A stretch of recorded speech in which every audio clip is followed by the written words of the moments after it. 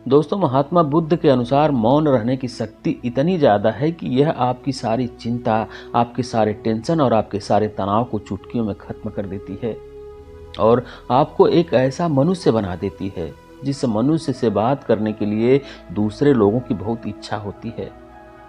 दोस्तों, एक बार महात्मा बुद्ध अपने आश्रम में अपने सभी शिष्यों को शिक्षा दे रहे थे कि दुनिया की सबसे तेज छुरी हमारी जुबान है और दुनिया के सबसे खतरनाक हथियार हमारे शब्द हैं, जो बिना किसी का खून बहाए लोगों को अंदर ही अंदर मार सकते हैं। हमारे शब्द हमारी ताकत हो सकते हैं, लेकिन उसी के साथ यह हमारी सबसे बड़ी कमजोरी भी हो सकते हैं। अगर हमें नहीं पता कि कब, कहां, क्या और कितना बोलना है, यदि हम सही समय पर सही इरादे के साथ सही शब्दों का प्रयोग करते हैं तो यह हमें एक सफल व्यक्ति बनाता है। लेकिन अगर हम सही समय पर सही इरादे से सही शब्दों का इस्तेमाल नहीं करते तो यह हमारे जीवन को नर्क से बदतर बना सकता है। तो दोस्तों, आज की कहानी के माध्यम से हम जानेंगे कि चुप रहकर कैसे हम अपने जीवन को बदल सकते हैं। चुप रहने की शक्ति का एहसास आपको इस वीडियो में होने वाला है। तो चलिए शुरू करते हैं आज की कहानी। दोस्तों, जापान में एक बहुत ही प्रसिद्ध बौद्ध भिक्षु रहा करते थे। उनका नाम रिसाई था। रिसाई अकेले रहते थे। दुनिया के शोर शराबे से दूर जंगल में वो रहते थे। वह बड़े ही ध्यानी थे, इसलिए वह पूरे जापान में बहुत काफी प्रसिद्ध थे।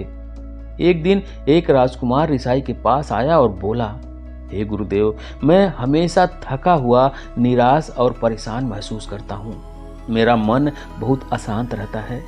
हालांकि मेरे पास सब कुछ है, दौलत, शोहरत, सुख सुविधाएं जो हर व्यक्ति चाहता है या पाने की इच्छा करता है, लेकिन फिर भी मेरे अंदर इतनी अशांति और चिंता क्यों है गुरुदेव? रिसाई ने उसकी बात बहुत ही ध्यानपूर्वक सुनी और कुछ सोचने के बाद कहा, तुम इस प्रश्न का उत्तर जानते हो, बस तुमने कभी इस प्रश्न को हल करने की कोशिश नहीं की। रिसाई ने आगे कहा कि मैं एक रिसर्च करना चाहता हूँ, क्या तुम उसमें मेरा साथ दोगे? इस रिसर्च के बाद तुम्हारे जीवन में किसी भी तरह की अशांति और चिंता नहीं रहेगी। यह बातें सुनकर राजकुमार बहुत हैरान था। उसने रिसाई से कहा, बताइए गुरुदेव, मुझे क्या करना होगा? अपने मन की शांति के लिए मैं कुछ भी करने को तैयार हूँ। राजकुमार की इन्हीं बातों को सुनकर भिक्षु ने कहा, तो फिर आप अगले 15 दिन के लिए मेरे आश्रम में रहोगे और एक सामान्य व्यक्ति की तरह अपना जीवन व्यतीत करोगे और इन 15 दिनों में तुम अकेले और चुपचाप रहोगे, जितना हो सके कम बोलोगे। राजकुमार भिक्षु की बात से सहमत हो गया। पहले दिन राजकुमार को लगा कि उसका मन सामान्य से अधिक अशांत और विचलित है। उसके मन में तरह तरह के विचार आ रहे थे और वह आम लोगों की तरह जीवन जीने में असहज महसूस कर रहा था। उसे अंदर से बोलने की इच्छा हो रही थी, लेकिन वह चुपचाप रहा। उसके मुंह से एक भी शब्द नहीं निकला, बस वह चुपचाप बैठा रहता था। लेकिन रात होते होते उसे अंदर ही अंदर शांति का अनुभव होने लगा। उसके लिए यह अनुभव अजीब था। वह खुद से पूछ रहा था कि वह अंदर ही अंदर इतना खुश क्यों है और उसकी आंतरिक बेचैनी और चिंता कम क्यों होने लगी है। अगले दिन राजकुमार अकेला चुपचाप बैठा रहा और वह प्रकृति को निहार रहा था। वह पौधों को, फूलों को, आकाश में उड़ रहे पंछियों को, वह अपने जीवन में पहली बार यह अद्भुत दृश्य महसूस कर रहा था कि उसके पास कितनी सुंदरता है। वह दिन भर प्रकृति की सुंदरता को निहारता रहता और उसकी ताजगी को महसूस करता रहता। इसी तरह से 10 दिन बीत गए और उसके मन की सारी बेचैनी, सारी हलचल, सारी उथल पुथल और सारा तनाव गायब हो गया। 11वें दिन की सुबह राजकुमार फिर से एकांत में बैठ गया और कुछ ही मिनटों में उसकी आंखें अपने आप बंद हो गई और वह गहरे ध्यान में चला गया। वह पूरे दिन वहीं पर आंखें बंद करके बैठा रहा और गहरे ध्यान में डूबा रहा। ना कोई शब्द, ना कोई चिंता। राजकुमार भीतर से असीम शांति और आनंद से भर गया। राजकुमार अपने बाकी के 4 दिन इसी तरह गहरे ध्यान में व्यतीत करने के बाद 15 दिन बाद रिसाई के सामने प्रस्तुत हुआ और रिसाई को प्रणाम करते हुए बोला, हे गुरुदेव, मुझे उत्तर मिल गया कि मेरे मन में इतनी उथल पुथल और चिंता क्यों थी। मैं जान गया कि मेरा मन इतना अशांत और विचलित क्यों था। रिसाई मुस्कुराते हुए पूछे, बताओ तुम्हें क्या उत्तर मिला। राजकुमार ने कहा, मैं आवश्यकता से अधिक बातें करता था। मैं किसी पर भी अपने शब्द और ऊर्जा व्यर्थ करता था। मैं दिन भर अपने लोगों से फालतू की बातें करता रहता था और फिर उन्हीं के बारे में अकेले में सोचता रहता था और ज्यादातर समय नकारात्मक ही सोचता रहता था। इस तरह मैं बस अपना समय बर्बाद कर रहा था। ज्यादा बोलने और नकारात्मक सोचने की वजह से मेरा मन अशांत और बेचैन हो गया था और इसी वजह से मैं किसी भी काम को ठीक से नहीं कर पा रहा था, जिसकी वजह से मैं हर काम में असफल होने लगा और फिर इन्हीं लगातार मिलने वाली असफलताओं की वजह से ही मैं और भी उदास और चिड़चिड़ा हो गया।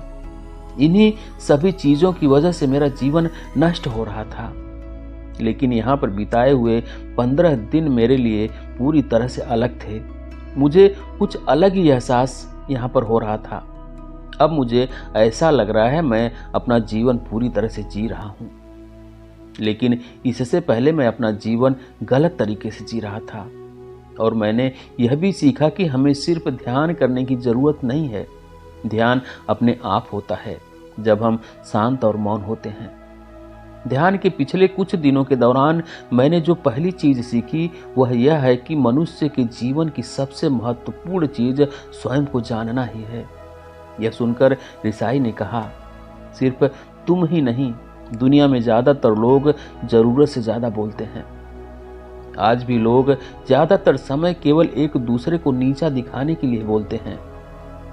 कुछ लोग ना चाहते हुए भी बातें करते हैं और अपना जीवन बर्बाद कर लेते हैं। रिसाई ने राजकुमार को चुप रहने का महत्व समझाते हुए कहा, एक बार महात्मा बुद्ध से उनके शिष्यों ने पूछा, हे बुद्ध, आप ज्यादातर समय चुप क्यों रहते हैं? महात्मा बुद्ध ने कहा, क्योंकि चुप रहने से व्यक्ति अंदर से अनंत शांति की गहराइयों में होता है। मौन अपने भीतर उतरने की पहली सीढ़ी है। मौन के बिना स्वयं को जानना असंभव है। स्वयं को जानने और समझने का पहला नियम है कि मौन हो जाओ। उतना ही बोलो जितना अत्यंत आवश्यक हो। बेफिजूल की बातें करना छोड़ दो। तुम अचानक पाओगे कि 90% से भी ज्यादा लोग व्यर्थ ही ज्यादा बोलकर अपना समय बर्बाद कर रहे हैं। ना बोलने का कोई भी नुकसान नहीं है, लेकिन यदि आप ज्यादा बोलते हैं तो आप अत्यधिक गलती कर देते हैं। अगर व्यक्ति कम बोलना शुरू कर दे तो दुनिया की 90% मुसीबतें कम हो जाएंगी, झगड़े फसाद कम हो जाएंगे, उपद्रव कम हो जाएंगे अगर लोग थोड़ा चुप रहना सीख लिए। संसार की बहुत सारी समस्याएं हैं, बहुत सारा उपद्रव सिर्फ बोलने से पैदा होते हैं। सारी बात मौन सीखने की है।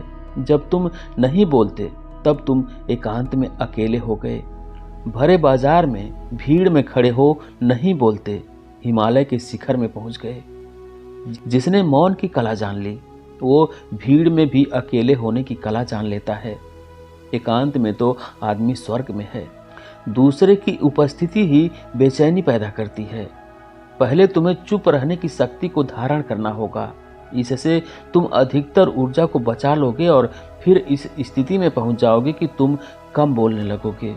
अगर तुम किसी के यहाँ पर जा रहे हो और परेशान हो जाओ तो ऐसे में उचित है कि आंखें बंद कर लो और अपने में खो जाओ। वहां से तुम्हें ताजगी महसूस होगी, क्योंकि तुम्हारे अंदर जीवन का वह स्रोत छिपा हुआ है, वह किसी दूसरे में नहीं है। इसके बाद राजकुमार उस रिसाई से पूछते हैं, आखिर कौन हमें अपने अंदर तक लेकर जाएगा? यह बात सुनकर रिसाई कहते हैं, तुम्हें स्वयं ही अपने अंदर उतरना होगा और वहीं से जीवन का परम आनंद ले पाओगे। आनंद का यहीं से जन्म हुआ है। यहीं से तुम मौत में डूब जाओगे। यहीं से तुम्हारा सूरज उदय होगा और यहीं से अस्त होगा। इसी प्रकार तुम बार बार ध्यान लगाओ। जब भी तुम ध्यान लगाकर लौटोगे वहां से तुम पाओगे ताजगी भरी जीवन की नई संपदा। इस नई शक्ति से जन्म होने से तुम्हारी थकान गई, उदासी गई, चिंता गई। जैसे कोई स्नान करके लौटता है तो शरीर शीतल हो जाता है, शांत हो जाता है। ऐसे ही जब कोई भीतर से साफ होकर वापस आता है, मौन में स्नान करके लौटता है, तो समस्त अस्तित्व, समस्त व्यक्तित्व शांत और मौन हो जाता है, आनंदित हो जाता है। जब तुम आंतरिक मौन की उस पराकाष्ठा पर पहुंच जाओगे, तब तुम पाओगे कि बोलने से भी तुम्हारा मौन खंडित नहीं होता, वह बना ही रहता है। उसकी एक अंतर्धारा लगातार तुम्हारे भीतर बहती रहती है।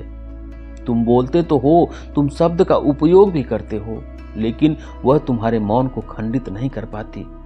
एक बार गहरे मौन में स्थिर हो जाओ, फिर तुम्हारी वाणी में भी मिठास आ जाएगी। तुम्हारा बोलना संगीतपूर्ण होगा, तुम्हारा बोलना सत्य होगा। तुम बोलोगे तो दूसरों पर भी शीतलता छा जाएगी।